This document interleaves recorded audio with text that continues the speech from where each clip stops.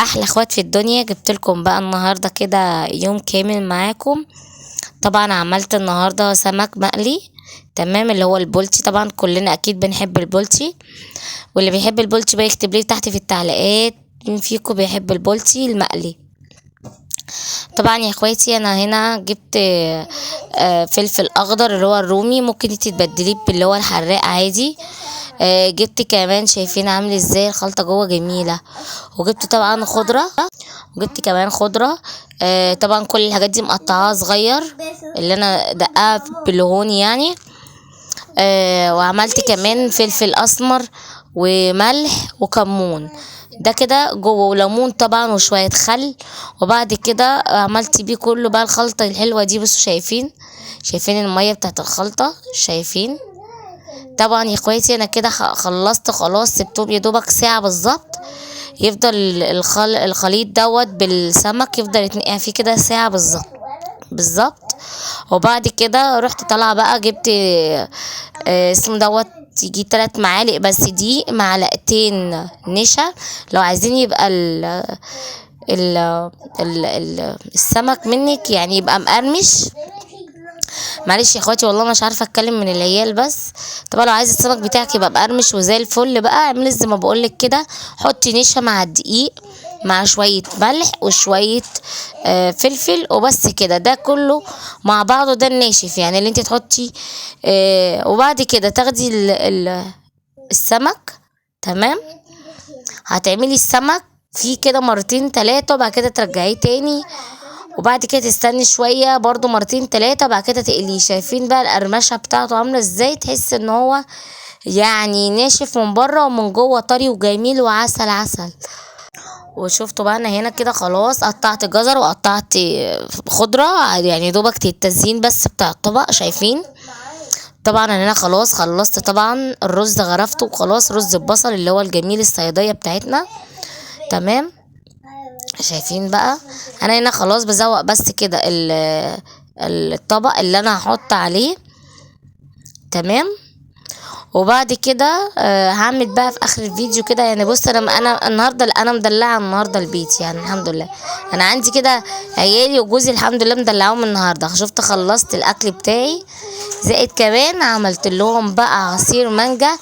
اوعى وشك الميه عسل والله عسل. طبعا شايفين مزوقة كمان. هنا بقى خلاص بخلص بقى العصير. عندي تقريبا 4 في يعني حبايات كده من المانجا. تمام، طبعا بصوا يا اخواتي انا عمال يقول لي اعملي لي عصير، وانت ما تعمليش عصير الا من الناس بتيجي. اقول له والله ابدا، بص يعني مش هنزل لك كلمه ولا تزعل. ورحت واخده يا اخواتي ال4 حبايات المانجا دول. انا ببقى شايله مثلا نازله السوق ولا حاجه، بجيب 4 مع حبايات مانجا، مثلا يجي 5 ولا 6 مثلا كده، ولا كيلو بالكتير قوي. جوافة كده، كيلو مثلا فراولة، اي حاجة زي دي بحطها عندي في التلاجة في الفريزر، عشان مثلا لو عندي حد طب ولا حاجة فافضل مش هيلاهم يعني. اي حد طب اطلعهم، اي حد طب بقى من اهلي بقى من اهله يعني. اي حد جالي مثلا وطب عليا فانا لازما اعمل له عصير، عشان ما ينفعش طبعا يعني يعني ده الضيف وما ينفعش يعني. لازما الضيوف اللي تيجي البيت، حتى لو اختك او اخوكي او جوز او اخو جوزك وكده، او اخت جوزك او حماتك او حماكي، لازما تطلعي لهم حاجه يشربوها لازما. طبعا اعملي حساب يعني حسابك، حتى لو 2 مانجا حبيتين في التلاجة في الفريزر كده وتسيبوهم.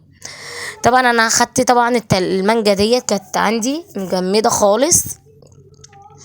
فضل طبعا هو يقول لي انت ما بتعمليش عصير للضيوف وبتاع، فانا قلت له ولا تزعل. رحت مطلعه ال4 حبيات وقلت والله لا اعملهم لك.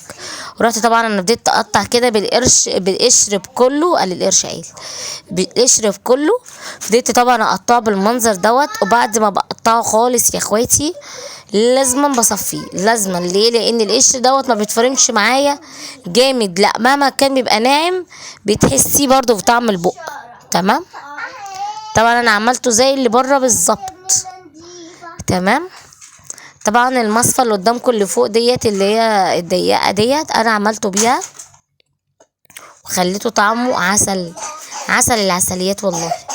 المهم يا اخواتي بقى عايزه اقول لكم على حاجه، بدل ما انت مثلا تقشري القشره، والقشره اصلا بتبقى واخده نص اللحم، خساره.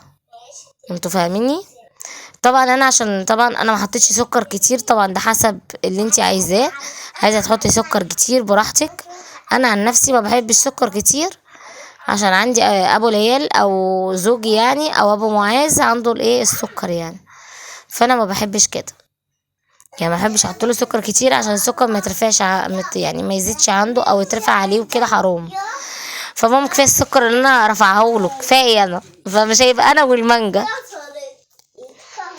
طبعا لازم اضربها كويس جدا جدا جدا يا بنات. لازم بصوا اخليها يعني مش مرتين تلاتة، لا لازم اخلي القشرة نفسها، بدل ما انا اقشرها، لا بضربها كده مع المانجا، وبعد كده بصفيها عادي اهو. شايفين انا بصفيها وخلاص صفيتها تمام. وبعد كده شايفين انا كده خلاص عبيت كده. عايزه اقول لكم بقى ما تنسونيش بقى كده في متابعه، ما تنسونيش كمان زر الجرس عشان يوصلكوا كل جديد مني، تمام؟ بوست او فيديو انا بنزله. طبعا بقى انا بصوا شايفين انا بعمل، بصوا يا اخواتي والله العظيم بحاول انا افرح العيال وافرحه باي حاجه، ولكن على قدي، مش اللي هو يعني اي حاجه على قدي وخلاص، بس حلو يعني. فيا ريت بقى شوفوا بقى يعني، انا شايله الحاجات دي للضيوف بس عادي مش مهم لو هو طلعتهم له واشربهم عادي. والله يا اخواتي ما زعلانه زي الفل. يلا صحتين وهنا على قلبه وقلبكم ان شاء الله لو جربتوا.